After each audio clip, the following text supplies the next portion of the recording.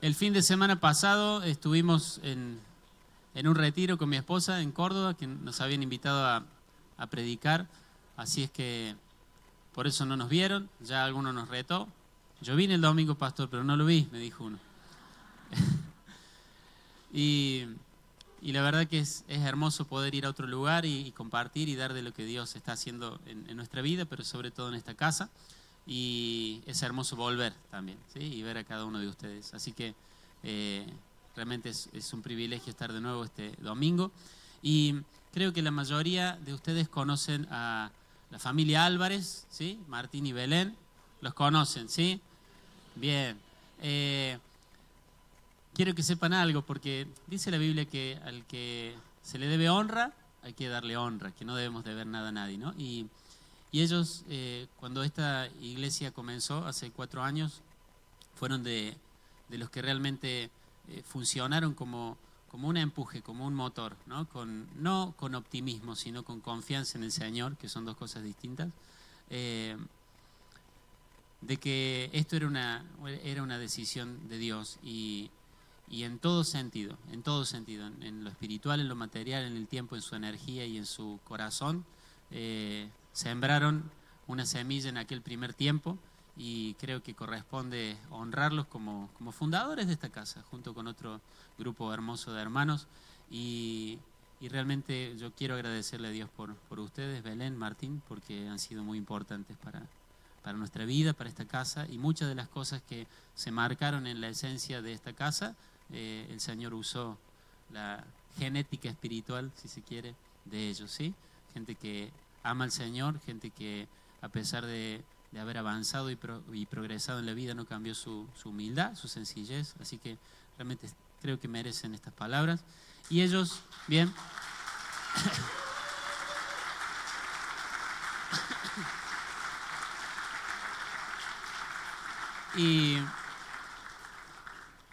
Y Martín, por su trabajo en el banco, fue trasladado ¿hace cuánto?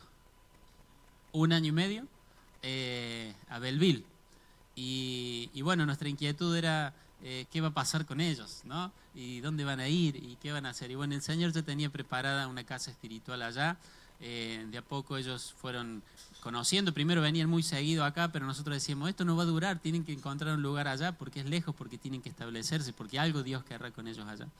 Y gracias al Señor encontraron una casa espiritual que fueron conociendo sus pastores y la referencia cada vez era mejor, iba creciendo y puedo decir por palabras de Belén y Martín que los pastores los han recibido allá con muchísimo amor, han cuidado de ellos, han estado cerca, los han acompañado y bueno, los han hecho sentir que estaban en casa en Belleville, ¿no? Así que hoy es un privilegio para mí presentarles a los pastores de nuestros hermanos. Quisiera que se pongan de pie, nos van a compartir una palabra.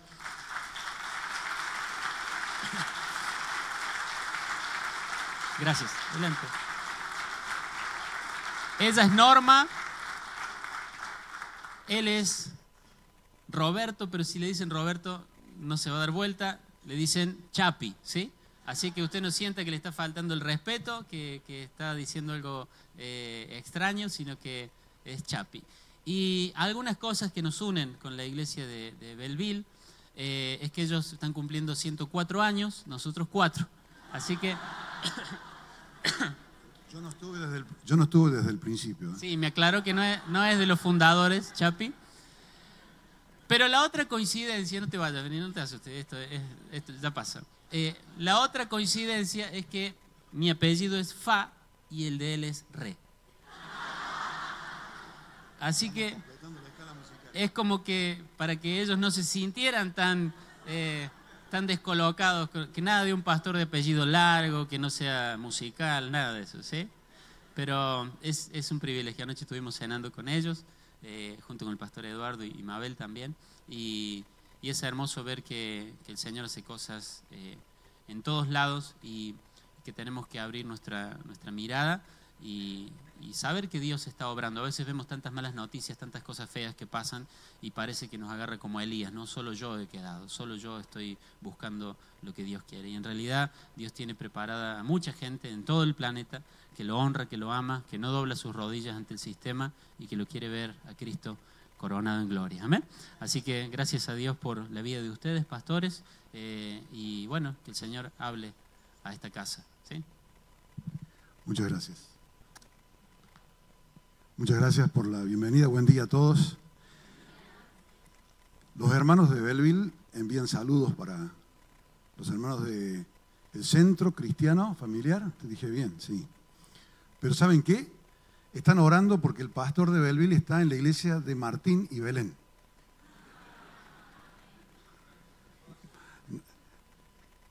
Ellos se han encargado de hablar mucho de su iglesia, la quieren mucho a esta comunidad y lógicamente la extrañan, pero bueno, es un privilegio para nosotros tenerlos allí en Belleville, así que qué bueno, ¿no? Se relacionan las iglesias son del Señor, pero siempre hay referencias, ¿no? O el pastor o algún miembro, es la iglesia de fulano de tal, es la iglesia del Señor, y qué bueno que podamos encontrarnos, y para nosotros, para Norma y para mí, es un privilegio que podamos estar en esta mañana compartiendo este tiempo de adoración, este encuentro que nos hace tanto bien, y también compartir la palabra. Matías decía recién de que tenemos algunas coincidencias y muchas más tenemos, ¿no? Creo que pertenezco desde hace no 104 años, sino hace muchos menos, a la iglesia en Belleville, de esta comunidad, y agradezco al Señor porque ha sido una iglesia que desde hace 104 años pone en alto al Señor en primer lugar, a nuestro Padre Dios, pero pone en alto la palabra, ¿no? Es una comunidad que depende del Señor, pero que se nutre en sus enseñanzas y en sus prácticas de la palabra. Y hoy estoy muy contento porque estoy en medio de otra comunidad que está en otra ciudad, pero que también comparte esto, ¿no? Compartimos el mismo Padre, el mismo Señor, pero compartimos la palabra y nos regimos por la palabra.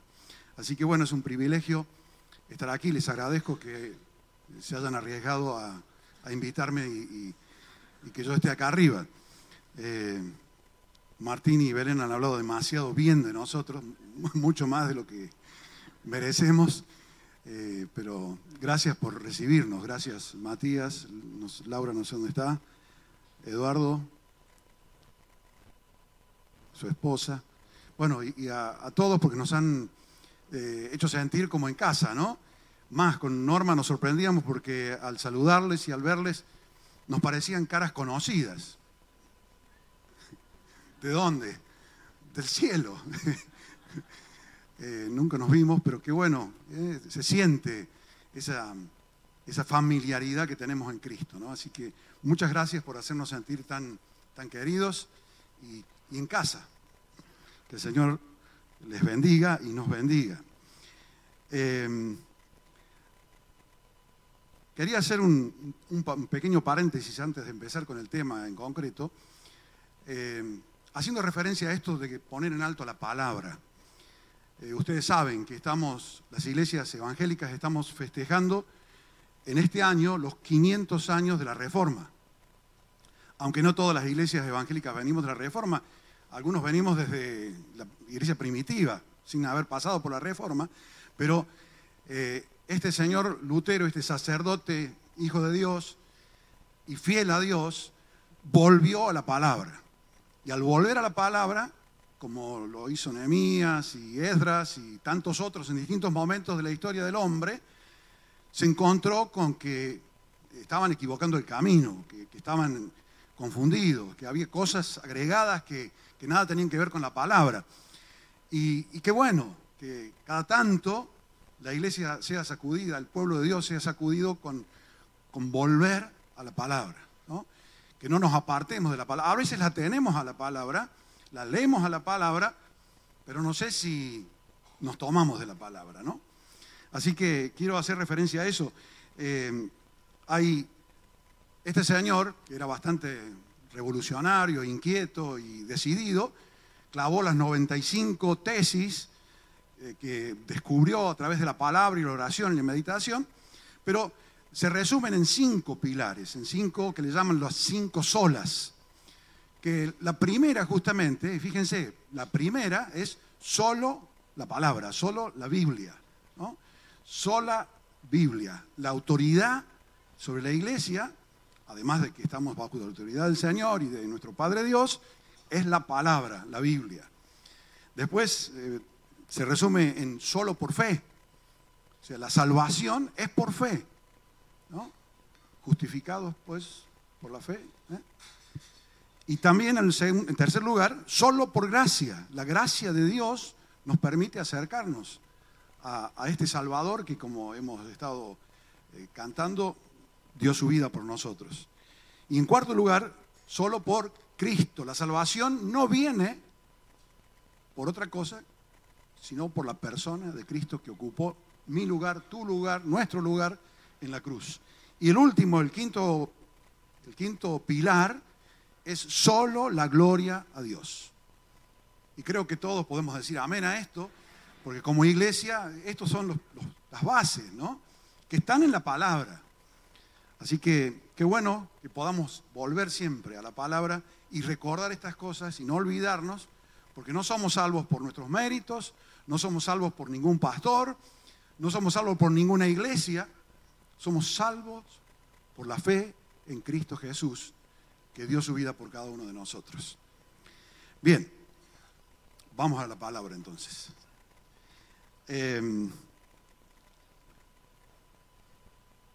Estamos en nuestra iglesia, en este tiempo, estamos siguiendo una serie de lecturas bíblicas y de devocionales y de estudios bíblicos caseros en grupos pequeños y también en la iglesia el domingo, que está basado en el Sermón del Monte y tiene como título Vivir como vivió Jesús.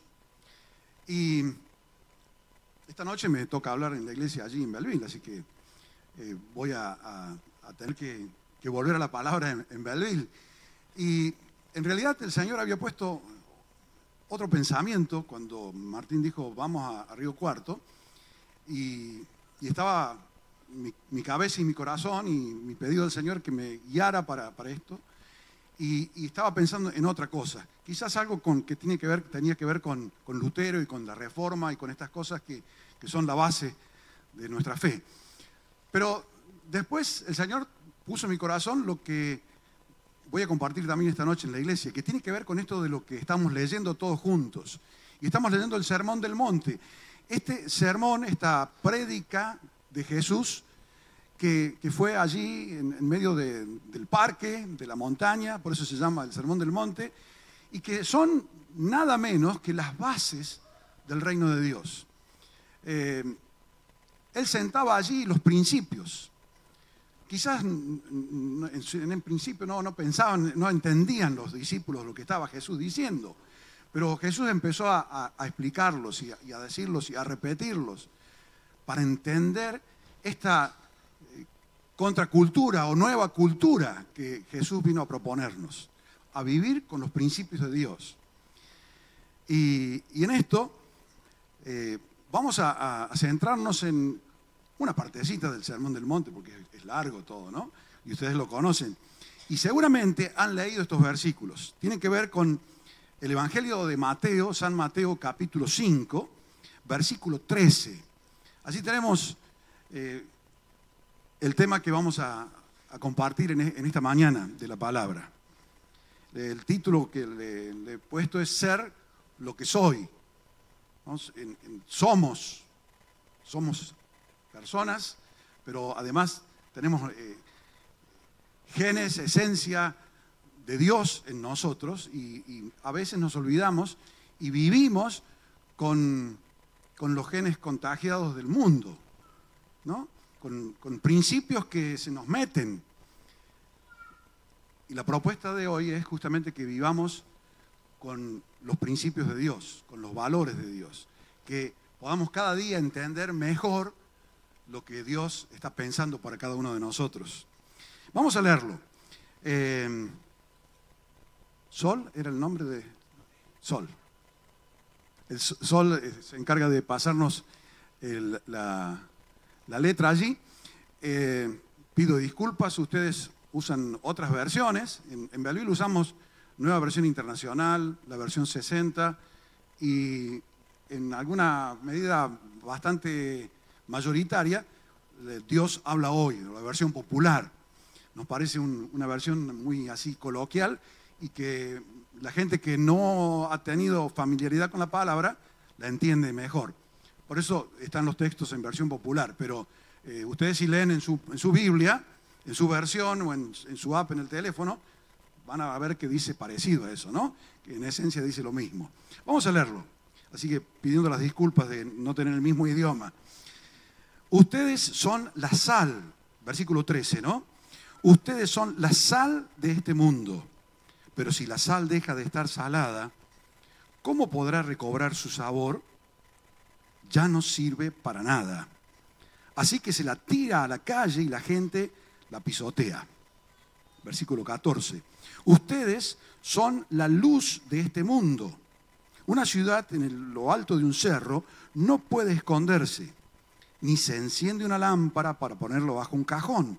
Antes bien, se la pone en alto para que alumbre a todos los que están en la casa. Del mismo modo, procuren ustedes que su luz brille delante de la gente, para que, viendo el bien que ustedes hacen, todos alaben a su Padre que está en el cielo. Las palabras de Jesús, por lo menos así lo siento cada vez que leo palabras de Jesús, son palabras desafiantes. No son agresivas, sino desafiantes, ¿no? Que nos presentan una perspectiva muy diferente a lo que muchas veces pensamos nosotros mismos. Y creo que cada vez que leemos la palabra o escuchamos la palabra de Jesús, no podemos seguir iguales. Siempre somos desafiados a algún cambio. Siempre lo que Jesús dice nos hace ver nuestros errores o que estamos quizás equivocándonos en algo hay que corregir. Y qué bueno, ¿no? Qué sabiduría la del maestro, de ponernos siempre contra el espejo, ¿no? Nos está mostrando el espejo. La palabra del Señor es como un espejo, ¿no? Y en este caso, fíjense la afirmación de Jesús. Sus discípulos, mucha gente que no era todavía discípulos de él, sino que estaban allí como curiosos, como interesados, como inquietos. Y Jesús les dice, ustedes son la sal de este mundo. A mí me causa gracia esta frase de la sal, porque cuando joven, yo fui joven también, y tenía flequillo. ¿Y saben qué? Tocaba la guitarra eléctrica. Y teníamos un grupo, un cuarteto, no un cuarteto de música cuartetera de Córdoba, sino un cuarteto de la iglesia, donde cantábamos canciones cristianas. ¿Y sabe cómo se llamaba? Sal Gruesa. Ese título y ese nombre del conjunto tenía muchas referencias a los asados también, porque nunca falta la sal gruesa en el asado. Pero tenía referencia a esto. Cada vez que hablábamos y teníamos la posibilidad de cantar, explicábamos por qué nos llamábamos sal gruesa y hablábamos de este pasaje. Pero dejemos el flequillo y todo lo demás. ¿Qué habrá querido decir Jesús con esto de ustedes son la sal de este mundo? Fíjense que no dice serán la sal de este mundo o pueden ser la sal de este mundo. Son. No está tampoco diciendo Jesús, prepárense, hagan un curso, hagan una capacitación, porque van a llegar a ser sal. Dice, ustedes son la sal de este mundo.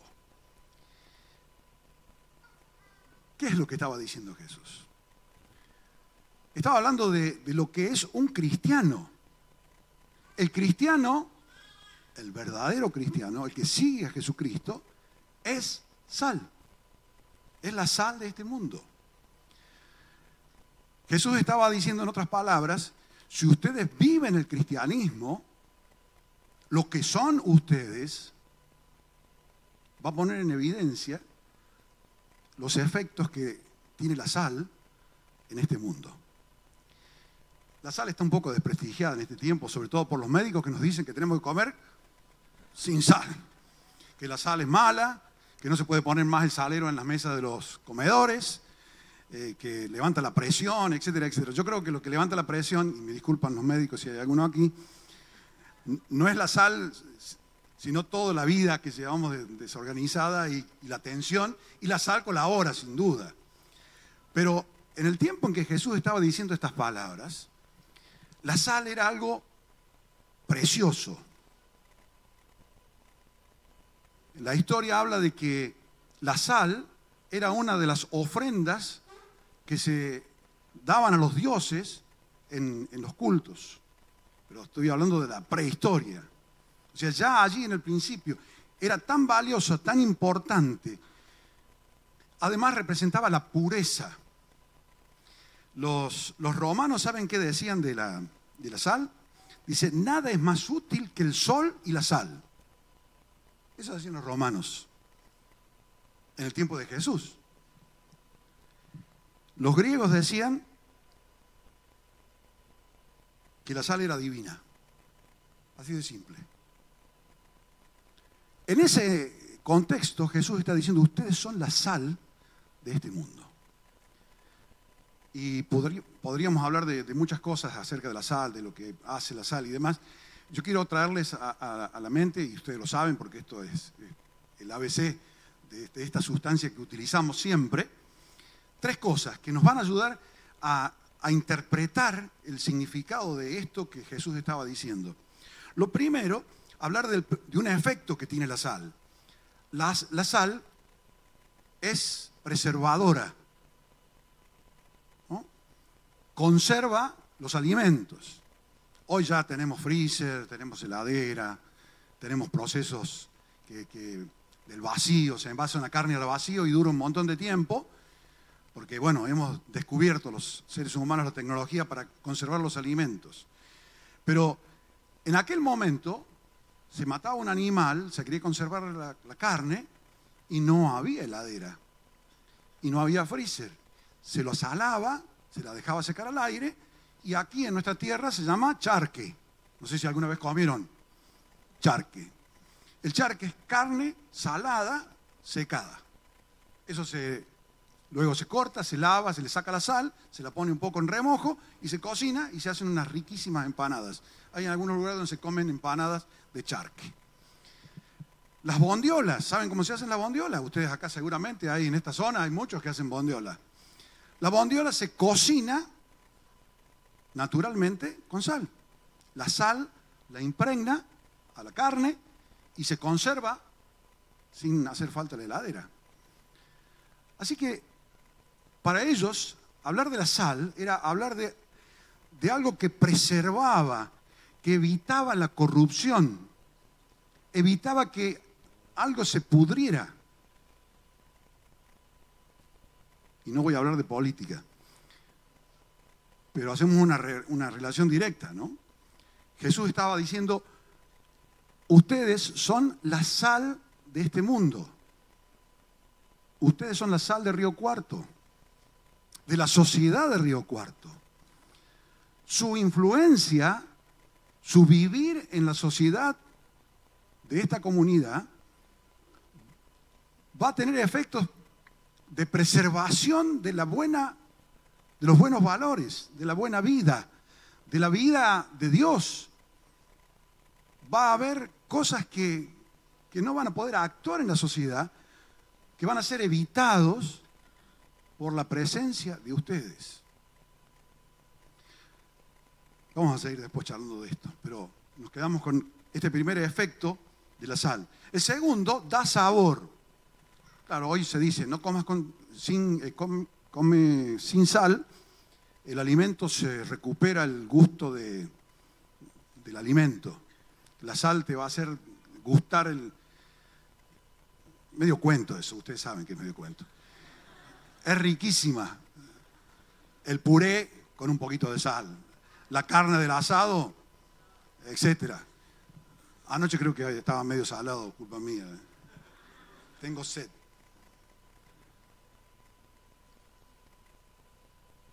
Pero la sal ayuda a resaltar los sabores. En pequeña medida, no nos vayamos al otro lado que nos van a retar después cuando vamos al médico.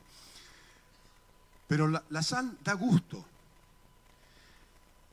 Y quizás Jesús estaba pensando y tomando esta similitud, esta comparación, esta imagen de que el cristiano, cuando vive la vida cristiana,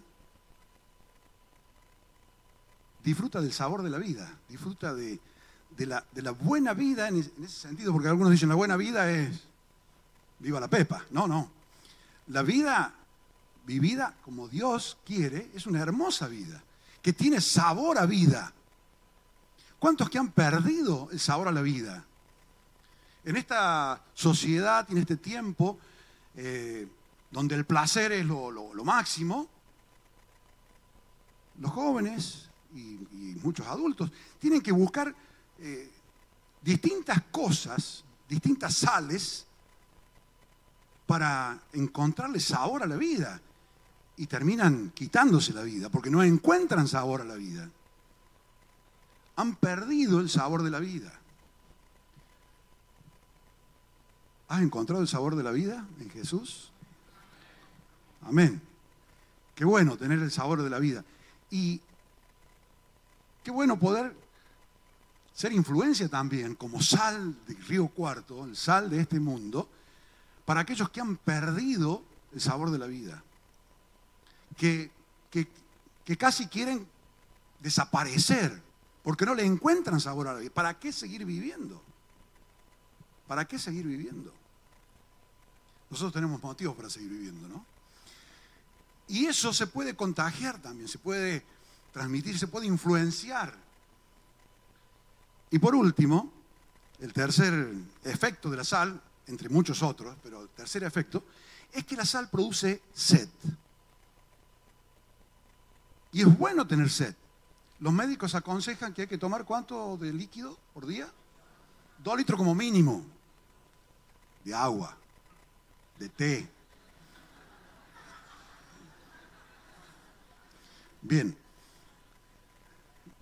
No bebidas espirituosas, como le dicen algunas. Hay gente muy, muy espiritual. Pero es bueno tener sed. Y la sal justamente hace que tomemos líquido. Esto me hizo acordar cuando pequeño, cuando chico, con mi familia, íbamos a un lugar de las sierras, que a lo mejor ustedes conocen, Ongamira se llama. Y en Ongamira, los chicos estábamos esperando el momento del día cuando venían las vacas y los toros y toda la tropa. Hay un lugar que estaba ahí a la puerta de la colonia de vacaciones cristiana que está en ese lugar, y todos venían, ¿por qué? Porque ahí lamían sal. Era una gran piedra que tenía todo un borde, y allí le ponían panes de sal, y las vacas venían y lamían la sal. ¿Para qué? Digo, ¿será que van a hacer ya carne salada para hacer asado? No, era justamente por este efecto que el agua hace en el organismo. Los pastos de ese lugar son muy duros y un tanto indigestos, y entonces a la dieta que tenían las vacas había que sumarle sal para que la vaca luego tomara mucha agua. Un buen efecto. Nuestra vida hace que la gente tenga sed de vivir como Dios quiere. O dicen, qué aburrido que es.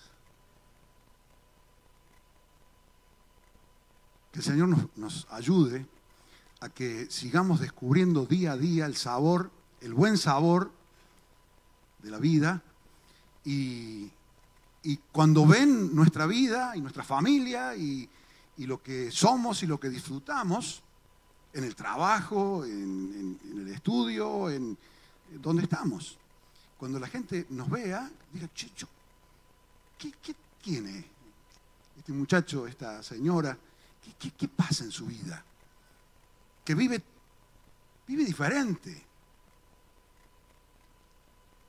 Que el Señor nos ayude para que seamos cada día más influencia en medio de la sociedad que nos toca vivir. Pero Jesús se va más allá y hace como una advertencia. Y empieza, en la pantalla aparece la frase, ¿no? Estamos acostumbrados a esas cosas. Atención, dice Jesús. Si la sal pierde su sabor, no sirve para nada. Yo le puse como título aquí, si perdemos el sabor, estamos en el horno. Y tiene una explicación esto del horno. Porque la sal en realidad no pierde el sabor. Jesús se equivocó al decir que si la sal pierde su sabor, porque la sal no pierde su sabor. La sal se puede deteriorar o se puede diluir. Si la agarra la humedad, ustedes saben, ¿no? En el salero, en la cocina, si la agarra humedad, se transforma en agua la sal. Deja de ser sal. Será agua salada, pero ahí se deteriora. Y también saben cuándo se deteriora, cuando la sal está a mucha temperatura. Y la sal era usada en aquel tiempo y hoy también como material refractario. Yo no sabía, no tenía idea de esta comparación de Jesús, pero yo hace un tiempo hice un hornito de barro en mi casa. ¿Lo conoces, Martín? Todavía no lo usamos. Podríamos usarlo en cualquier momento. Un horno de barro. Y en las instrucciones que yo recibí para hacer el horno de barro me dijeron, levantás una base y antes de ponerle el piso al horno hay que poner 5 kilos de sal. Antes de poner los ladrillos del piso del horno. ¿Para qué? Para que el calor no se vaya para abajo, sino que refracte y le dé temperatura al horno. Los judíos del tiempo de Jesús también tenían hornitos de barro, que no eran hornitos de barro, eran hornitos de piedra. Y hacían la misma técnica. Le ponían sal en la base antes de poner las lajas del piso, y entonces cada tanto tenían que remover el piso y sacar la sal, porque se había deteriorado de tal manera la sal que era sacada. ¿Y qué hacían? La tiraban a la calle y la gente la pisoteaba. Convertía en tierra, más o menos. Y algunos comentaristas dicen que quizás Jesús estaba con esa imagen, pensando en esa sal que se deteriora y que después sirvió en un momento, pero después se tiene que tirar. Y es pisoteada por los hombres. No sé cómo será toda la explicación de Jesús, porque ya le vamos a preguntar después. Pero lo cierto es que tenemos que tener cuidado, porque a veces nosotros sí perdemos el sabor. A veces perdemos también la utilidad. Es triste ver a algunos cristianos que han perdido el sabor de ser cristianos. Y por supuesto no pueden servir. Jesús dijo, no sirven para nada. Que el Señor nos libre de eso, que podamos ser verdaderamente la sal de este mundo con todas las cualidades para la gloria del Señor. Bien, pasamos rápidamente a la otra parte del versículo, de los versículos, y vamos ahora a el versículo 14, 5:14, que lo leímos y que hace referencia a esto otro que somos. Jesús dijo, ustedes son la sal, y luego dice, ustedes son la luz del mundo. Pero ¿no había alguien que se autotitulaba, yo soy la luz del mundo? El mismo Jesús, ¿no? Creo que están ahí los versículos.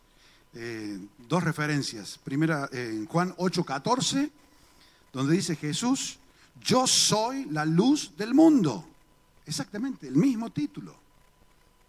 El que me sigue tendrá la luz de la vida y nunca andará en oscuridad.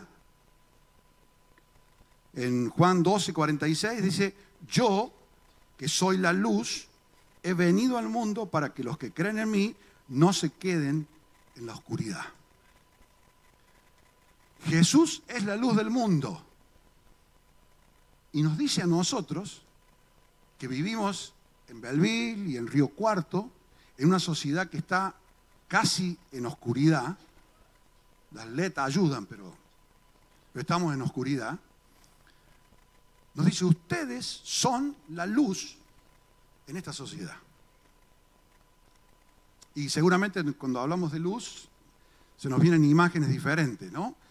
Los más antiguos, como yo, lo primero que pensé en los faros, en las costas de las islas o de las costas del mar, faros que indican que hay algún peligro o que es una referencia para la dirección. Hay una luz que guía, que ayuda. Hace poquito hicimos un viaje con Norma en avión y era de noche y mientras casi todos los pasajeros dormían, nosotros disfrutábamos del paisaje, de la luminosidad de la Tierra. Estábamos a 10.000 metros de altura, a 10 kilómetros de la Tierra y se veía la ciudad y se veía cómo estaba dibujada la ciudad y se veían los autos que circulaban. Y de pronto la oscuridad porque era en medio del campo. Y de pronto una lucecita allí, abajo, allí.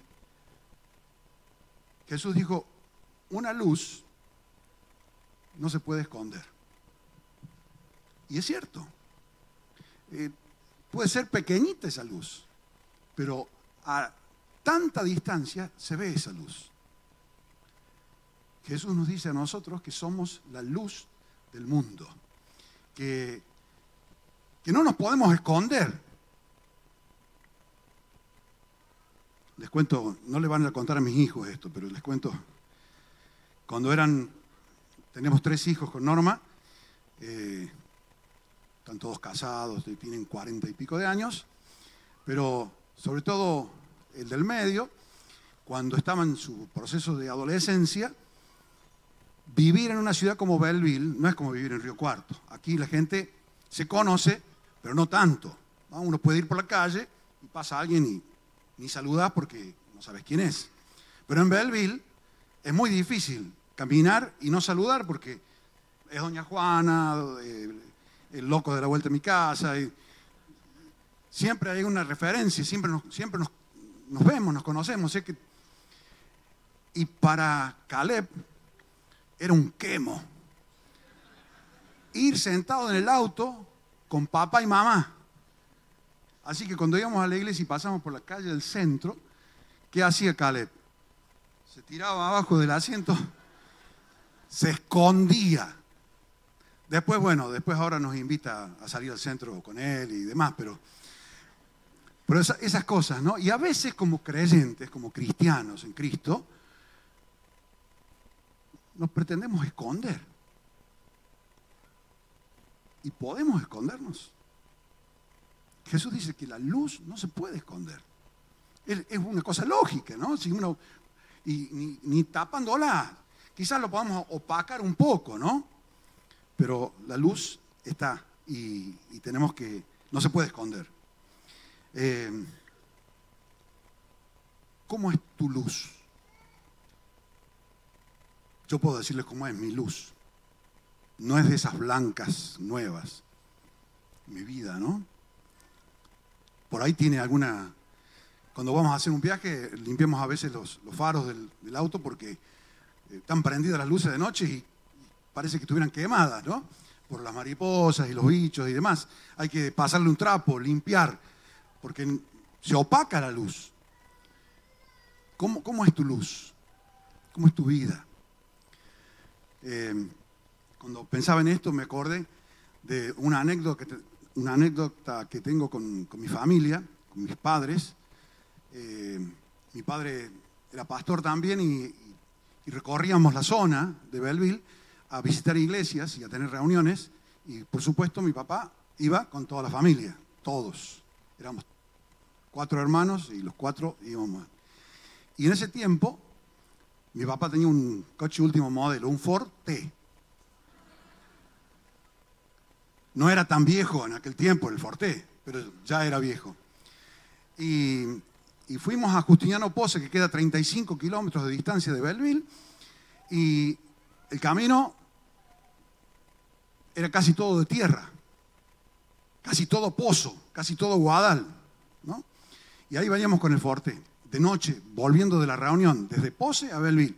Llegando a Belleville había unos 5 kilómetros de media calzada de pavimento. A lo mejor ustedes conocieron por algún lugar, se hacía un pavimento de una sola mano. El tránsito era muy poco en aquel tiempo también.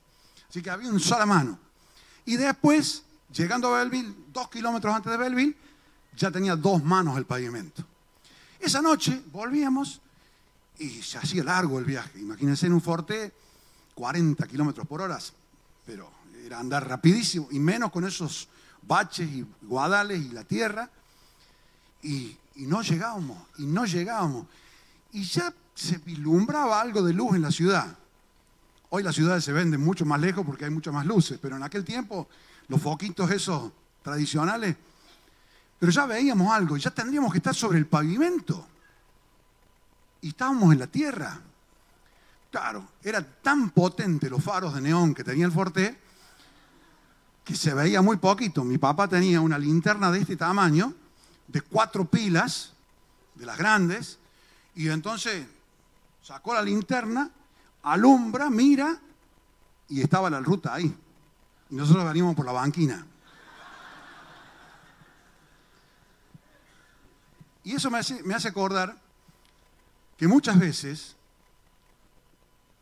nuestra luz no nos sirve ni a nosotros mismos.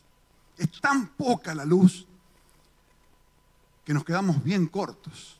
El Ford T, no, ni para él tenía luz el Ford T. Y tenemos nosotros suficiente luz para nosotros y para que alumbre a otros. Ojalá que sí. Y Jesús, en el versículo 16, Mateo 5, 16, hace una advertencia, nos hace una sugerencia. Procuren ustedes que su luz brille delante de la gente, para que, viendo el bien que ustedes hacen, todos alaben a su Padre que está en el cielo. Muy interesante lo que dice Jesús aquí. Si lo leemos rapidito, decía, hay que hacer que los demás nos vean. Y no está diciendo eso. Traten de que la luz de ustedes brille, no para agrandarse, no para ser falsos, para ser hipócritas. No, vivan lo que son, ¿no? Vivan como son, como cristianos. Y entonces la luz va a llegar a la gente. Les va a ayudar a ustedes a seguir el camino y va a ayudar a los demás para que vean el camino a Dios, el camino de la vida. Y el fin último está clarito. ¿Para qué? Dice, para que viendo el bien que ustedes hacen, en otras palabras, cuando vean la vida de ustedes, cómo viven ustedes, no las obras filantrópicas que hacemos, ¿no? Sino cómo vivimos, si somos honestos, si trabajamos como debemos trabajar, si respetamos los semáforos, si respetamos las señales del tránsito, si pagamos los impuestos, si hacemos las cosas como tiene que ser. Los demás, dice, todos alaben a su Padre que está en el cielo. Si el fin último es que Dios sea alabado. El fin principal es que Dios sea alabado.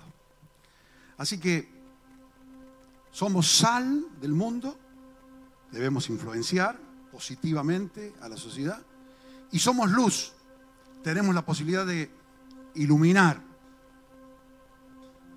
que nuestra luz brille. Saquemos el trapito y limpiemos los cristales para que nuestra luz, nuestra vida brille. Y por último, una advertencia de San Pablo, que San Pablo también parece que había entendido las palabras de Jesús. Y en Filipenses capítulo 2, versículo 15, dice Pablo: para que nadie encuentre en ustedes culpa ni falta alguna. Fíjense, ¿no? Y sean hijos de Dios sin mancha. Ay, ay, ay. En medio de esta gente mala y perversa. Entre ellos brillan ustedes como estrellas en el mundo. Que el Señor nos ayude a brillar, en serio. Que nuestra vida ilumine en casa. ¿Cómo podemos ser sal en medio de nuestra familia? ¿Cómo podemos ser sal en medio de los compañeros de trabajo? ¿Cómo ser sal que preserva en medio de un grupo de WhatsApp en el cual alguien se zafó y se fue de mambo y atenta contra los valores y los principios de Dios? ¿Cómo ser sal? ¿Cómo ser de influencia en un grupo de WhatsApp? En un grupo de estudiantes, en un grupo de mujeres del barrio. Todos tenemos la posibilidad. Fíjense que Jesús no está hablando aquí de dones, de capacidades, ni de, como dije al principio, de entrenamiento. Jesús está hablando de lo que somos. Como cristianos somos sal del mundo. Como cristianos somos la luz del mundo. Él nos ha dado de su luz y nosotros podemos reflejarla. Qué bueno que podamos tener esta posibilidad. Y qué bueno que el Señor siempre, con su gracia y con su misericordia, nos brinda la oportunidad de remendar, de reparar, de cambiar, de reaccionar frente a lo que Él nos dice. Cuántas cosas que el Señor nos muestra, y ojalá podamos estar dispuestos, decididos a cambiar, a reformar estas cosas que tienen que ver con nuestra vida personal, con nuestro corazón, con nuestra voluntad, con nuestra intención, con nuestro pensamiento.